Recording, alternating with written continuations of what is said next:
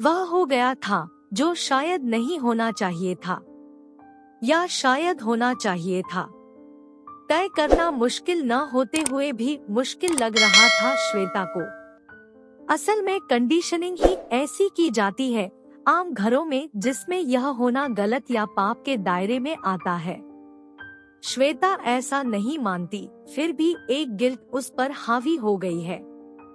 आखिर क्यों नहीं काबू रख पाई वह अपनी दैहिक इच्छाओं पर। माँ को पता चलेगा तो उससे कभी बात नहीं करेंगी, और सुमित पता नहीं कैसे रिएक्ट करे। वैसे ही हमेशा उखड़ा रहता है, कुछ कहो तो और झल्ला पड़ता है, और बड़े शान से कहता है कि वह ऐसा ही है, बदल सको तो बदल कर दिखा दो। पर वह जानती है कि सुमित को बदलने के चक्कर में रही तो एक उम्र भी कम पड़ जाएगी। वैसे उसका कोई इरादा भी नहीं है उसे बदलने का, रहे जैसे रहना है। माँ बहुत ठोस दलील देती है, तब के पुरुष ऐसे ही होते हैं, उनमें लचीलापन नहीं होता। हम स्त्रियों को ही झुकना पड़ता है, क्योंकि हम में किसी भी स्थिति में स्वयं को ढाल लेने की क्षमता होती है। कुदरती है यह माँ से उसने अब कुछ कहना छोड़ दिया है। अपने गिल्ट का वह क्या करे। लेकिन क्या सुमित से कभी कोई गलती नहीं हुई, वह मन ही मन सवाल जवाब कर रही थी। जैसे पति पत्नी होते हैं, वे दोनों भी हैं। देखा जाए तो कह सकती है कि सब ठीक है, खुश है वह सुमित के साथ। 5 साल हो गए हैं उनके विवाह को, अभी बच्चे की कोई प्लानिंग भी नहीं है। दोनों नौकरी में ही इतने व्यस्त रहते हैं कि कभी घंटों साथ बैठकर वक्त गुजारने का ख्याल तक मन में नहीं आता। लेकिन इस बात को लेकर दोनों ने ही कभी शिकायत नहीं की। आम पति पत्नी की तरह उनके रिश्ते हैं, चाहे वे शारीरिक हो या मानसिक। हाई सोसाइटी में उठते बैठते हैं और खुद भी एक अच्छी जिंदगी जीते हैं। पार्टी और दोस्तों से मिलने के लिए समय अवश्य निकाल लेते हैं और लोग उन्हें आइडियल कपल मानते हैं। वैसे वे हैं भी, सब परफेक्ट है। कोई एक दूसरे की जिंदगी में ज्यादा दखलंदाजी नहीं करता। सुमित का साथ उसे बुरा भी नहीं लगता, चाहे वह कितना ही उखड़ा क्यों न रहे, पति की सारी जिम्मेदारियां बखूबी निभाता है।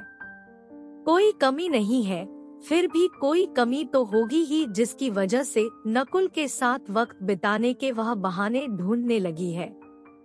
उसका छूना, उसका प्यार करना, उसके अधरों पर अपने होंठ रख देना उसे भाने लगा है। प्यार तो वह नहीं करती नकुल से, लेकिन वह हर बार मिलने पर उसे बाहों में भर आई लव यू जरूर कहता है।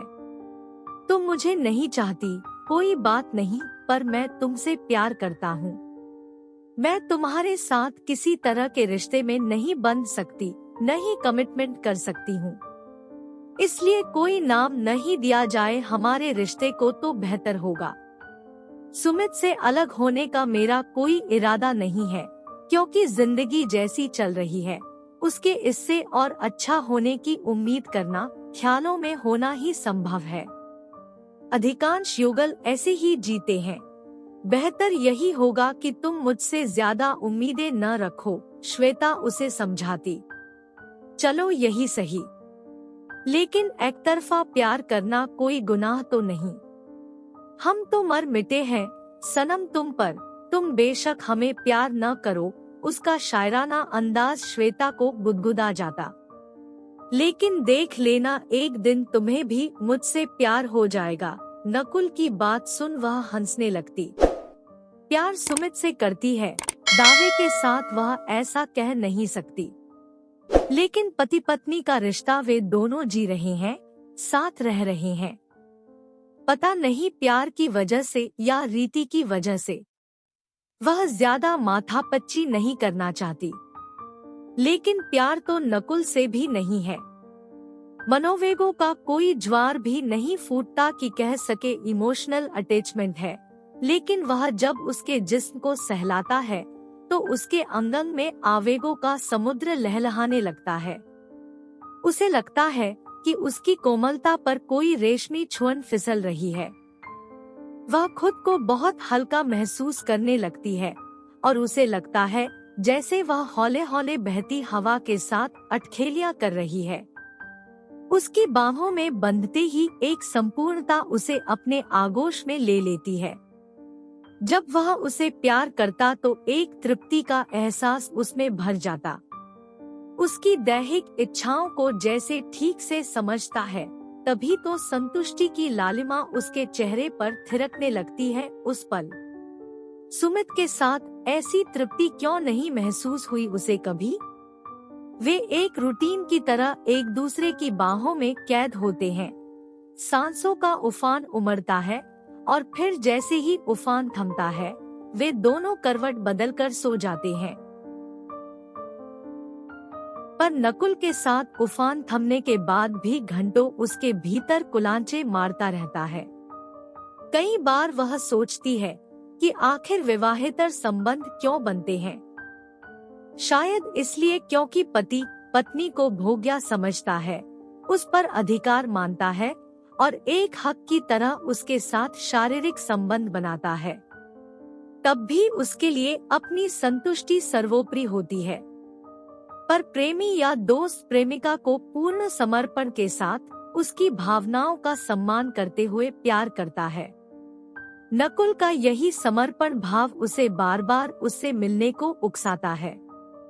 वह जानती है कि यह केवल समर्पण भाव नहीं है, इसमें उसका प्यार भी घुला हुआ है। फिर एक गिल्ट उस पर हावी होने लगी। सुमित के साथ ही नहीं, वह नकुल के साथ भी ठीक नहीं कर रही है। वह उससे प्यार करता है, पर वह तो उसका साथ जीवन भर नहीं दे सकती।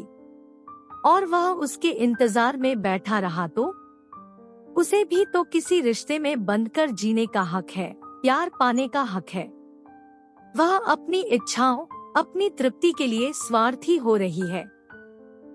नकुल, मुझे तुम्हारा साथ अच्छा लगता है, तुम्हारा मेरे जिस्म को सहलाना अच्छा लगता है, पर तुमसे प्यार नहीं करती और तुम्हें भी प्यार पाने का हक है।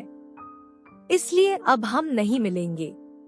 बेशक तुम मुझसे प्यार नहीं करती, पर तुम मुझे प्यार करने से तो नहीं रोक सकती। मैं तुम्हें दिलोजान से चाहता हूँ। मेरे लिए इतना ही काफी है कि तुम मेरे दिल में रहती हो।